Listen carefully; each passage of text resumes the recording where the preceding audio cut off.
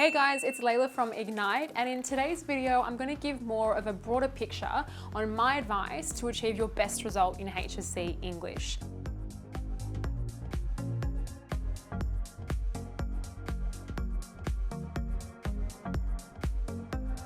Now, unlike other subjects, for example, your business studies or your legal studies or your math, where you've got a syllabus and you're kind of going through all the content and you're ticking off the boxes, you don't really have the same experience with English. And I want to use this video to give you a picture on how to structure your study and how to kind of reconcile what you're doing with your teacher in the classroom to prepare your notes and then ultimately your exemplar, and how to treat your exemplar in preparation for the HSC. So I've got 6 simple steps that I think are the most advantageous to enhance your English results, and I'll take you through each of those, and hopefully at the end of the video you'll feel a little bit more clarified on how to approach English on more of a general level.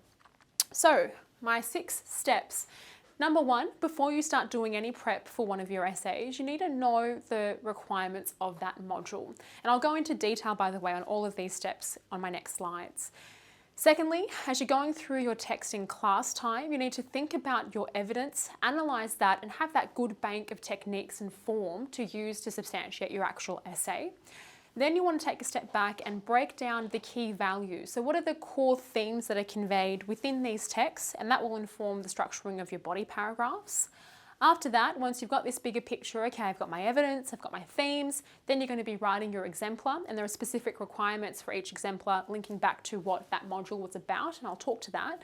Then you're going to memorize your exemplar, not for the purpose of reproducing it word for word, but for the purpose of step number 6, which is to practice adapting your essay to different types of questions.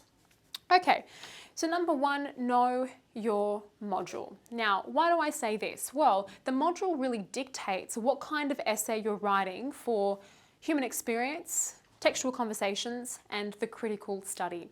So, for human experience, you're actually writing a conceptual essay. Unlike Module B, you're not putting your text as the center of that essay, i.e. you're not looking at the text to understand the context of a time or to better understand that particular composer or the literary period. Rather, you're using the text as a vehicle through which you can better understand human experience. So at the forefront of your mind should really be, okay, what human experience concepts do I need to know, and how does this text shape my understanding of those concepts? So why is this important in preparing your notes? Well, you should have a greater emphasis on knowing all of the different concepts which come forward in the actual rubric. Okay, so these are things like being familiar with the paradoxes of human experience and how they're presented in your text. All the anomalies, all the shared, or the individual, or all of the nuances of human experience and how they're specifically defined through the angle of your composer in that text. So that's how you're shaping your understanding there. You're not playing as much emphasis on context, for example. Yes, perhaps the purpose or the authorial intent will still be relevant, but not to the same extent that it is in Module B. Okay, so it's important to know what kind of essay am I writing here, and actually start off by looking at some past paper questions for that module. Having that makes your study a little bit more pointed, or it's a bit more purposive in the sense that you know, what am I actually using this text for, and you use that to guide the process of your study. It can be quite overwhelming with English, right? You're studying all of these different texts, you take a step back and it's like, do I need to know all of these different quotes? How do I write exemplar essays? What do I do? Well, you think about, okay, this is the kind of essay I'm writing. How am I going to select evidence appropriate to that type of essay in light of the broader module requirements? That's what I'm trying to frame here. The second type of essay you get is your comparative study, your textual conversations. And in this study, you're using 2 texts and the connections between them to elucidate the nature of intertextuality. So here you're considering how the conversation, for example, between Atwood and Shakespeare elucidates your broader understanding of the inevitability of meaning within texts being malleable and contingent to their relationality, contingent on their relationality to other texts. So in that particular study, you're thinking about, okay, how can I draw on comparisons between these 2 texts? So i.e. what key values connect Atwood and Shakespeare, and how am I going to organize my evidence to show how one text has altered my understanding of the previous? Do you see how the module really dictates how you approach this study? That's why this is step number 1. And then Module B, I've already really spoken to. Here, you're doing a critical study. So at the, center of your study here is, okay, how do I know the greatest depth about this one composer. And you're going to go and you're going to look at critics, you're going to look at context, both literary and historical. It's a different nature of study. So look at the module, look at past paper questions, and that way, as you're going through the text and you're collecting your evidence and you're analysing, you know what kind of essay you're going to be writing for this module, and therefore the process of study is a little bit more structured in that sense. Okay. So step number 2, as you're going through class time, and I remember when I was doing the HSC, Hamlet was one of our prescribed texts for Module B, and we just spent all of that time prescribed for Hamlet reading through the play and sort of analysing as you went. Now, if your teacher has a similar sort of approach, if you're reading through sections of the text, you're having some class discussions about what's being conveyed, I would suggest as you're going through and you come across a really key quote that's got great elements of form to be discussed or great elements of technique, I would be developing a live table of all of my evidence. So I'd have, if it's a film or a play, the scene, then give me the key value that's being conveyed there. You do your technique or identify the technique and form, and then your analysis. So kind of do that as you're going through the text. Now, ultimately, in any of your essays, you're going to have a maximum, I would say, if you're a fast writer, 16 quotes per essay. Typically, a student will have about 12 quotes per essay. So if it's a Module A essay, where you've got the comparative study, you typically have 4 paragraphs, and you're exploring 2 ideas between the 2 texts, 3 quotes per paragraph. Or if you're doing your Module B essay, you'll have 3 key ideas, 4 quotes per paragraph. So you're aiming for about I'd say minimum 9 per essay and a maximum of 16. So what I'm getting at there is you might be spending 3 to 4 weeks analysing a text in class, but you're only picking out the gems of quotes and the quotes that link to a variety of themes. So after you've done majority of your textual analysis, you take a step back and you ask yourself, okay, what key themes or values in these texts are going to allow me to best explore the rubric requirements, okay? So that's when you ask yourself, what key themes am I going to be using? i.e., what are my body paragraphs going to be based on? And that's your next step. So once you've done your kind of general analysis, you're focusing on the value, and then you'll have a quotes table, value 1, let's say for argument's sake, you're looking at T.S. Eliot and you're focusing on the rapid modernisation of the external world. So that's your key theme, the modernising landscape, and then you have 3 to 4 quotes on that first key idea. And now what you're actually doing here is you're creating the content for your body paragraphs, and this all has a nice little process. So you've got the macro picture, you've got your evidence, you then decide, okay, what am I going to base my paragraphs on? This is the same for all of the essays you're writing.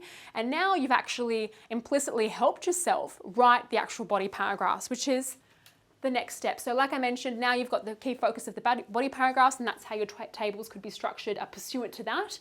And then moving on, you're actually going to write the exemplar essay.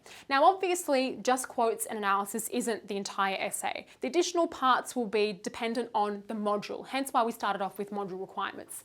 For example, if we're looking at Module B, whatever text you're looking at for Module B, you're going to need some context to justify the analysis that you're putting forward on whatever text you're studying. It's useful for you to have some critical interpretations of that text to facilitate your personal understanding. If it's for Module A, you're thinking about, okay, how am I going to include context and the formal differences between these 2 texts to justify how Atwood, for example, has deepened my understanding of Shakespeare, or how the context of Stephen Daldry has allowed for a more nuanced analysis of the feminist issues in Virginia Woolf's Mrs. Dalloway. So you've got to think, okay, I do have my quotes now, but what are my additional bits that need to be included in this particular essay? And then you write your exemplar. Very important point though, the word count of your exemplar can't be unrealistic for you to produce in the exam. So before actually writing it, you need to have a fair understanding of how much you can write under timed conditions. And my advice to you would be to make sure that each of these essays are written in about 35 minutes to give you time in the exam to answer the specific requirements of the question. So write out your exemplar. Have your perfected piece, give drafts to your teacher to mark to tell you if that exemplar is good. But also you've got to keep in mind that this exemplar, thinking back to our first step module requirements and looking at practice questions, it ought to be broad enough to answer the different types of questions that you may get in the exam. For example, for human experience, there's a great breadth of types of questions you can get. They could be based on any one of the rubric points. They could be form-based, they could be context-based potentially, they could be character-based, they could ask for your personal understanding. So you've really got to look at as many different questions as you can and ask yourself, okay, this exemplar, is it broad enough? Has it dealt with all of the aspects of the rubric to the extent that I could adapt it to whatever question I'm given?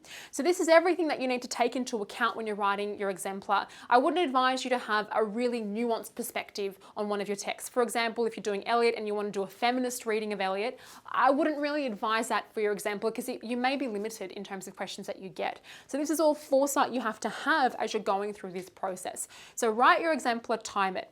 In that exemplar, you must also highlight all of the parts of that essay which would be altered depending on the question.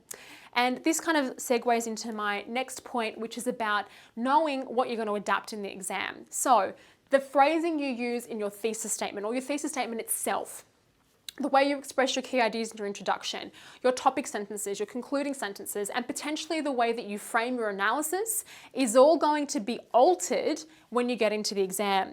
So after you've written the exemplar, and you move on to your next step, which will be to learn that exemplar and to memorize it, you must keep in mind, as I framed on the previous slide, that you're going to have to be adapting it to different question types. We do have another video on how you can adapt to different question types, looking at thesis statement exercises, and we also have another video on how to help you memorize your responses. So have a look at that, but I just want to make this really important point that you're not memorizing with the purpose of regurgitating your essay. You're memorizing so that you have content to go into the exam with, but the way that you frame what you've memorized is heavily contingent on the wording of the question, okay? And also just to kind of extend on from that point, is this idea that you're memorizing your evidence especially, and the way that you explain that evidence, but everything surrounding that, i.e. the thesis, the way you frame context and so on, all of that is heavily contingent on the question. So if there's one thing that you must memorize, it's evidence. But if you're thinking about the way evidence is expressed, your intro and so on, all of that will rather candidly respond directly to the question. Okay, and that leads me on to step 6. So once you've memorized and you know your content quite well, it's a matter of looking at as many practice questions as you can. And if you're pushed for time, at least practice thesis statements and topic sentences, forcing yourself to develop an argument in response to that question, but then forcing yourself to also consider how the values you've prepped for those key paragraphs, your quotes tables that you've worked on, you must assess then how the way you express the key focus of those paragraphs is going to be adapted to the specific requirements of the question. And we've got a really cool video coming out. It's Johnny and I. We've got actually a dialogue about the ways that you can link to the question and how you kind of frame your study around that. But in terms of the bigger picture, start off, okay, what do I need for this module? What kind of essay am I writing? Go through the text, collect your quotes, think about the key values, formulate the purposes of your body paragraphs, write out your exemplar, ensure that exemplar is broad enough to deal with the different types of questions you may be given, memorize it, and then force yourself to write practice essays under timed conditions to all the types of questions that you can get.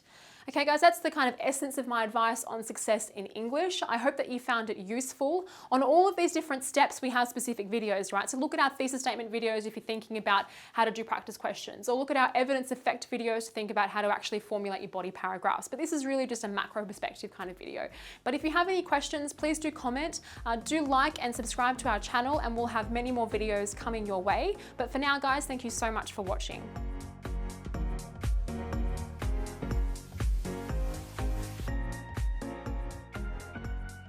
Hey guys, thank you so much for watching. If you do like the content, subscribe to our channel and we'll have more videos coming your way. That's right guys, thanks for watching, and please make sure you check out our online resource database. We've had a team of state rank achievers and heads of English put these together for you, covering everything from essay structures and examples all the way through to craft of writing and comprehension skills. So check them out at ignitehse.com.au, and we look forward to seeing you in the next video.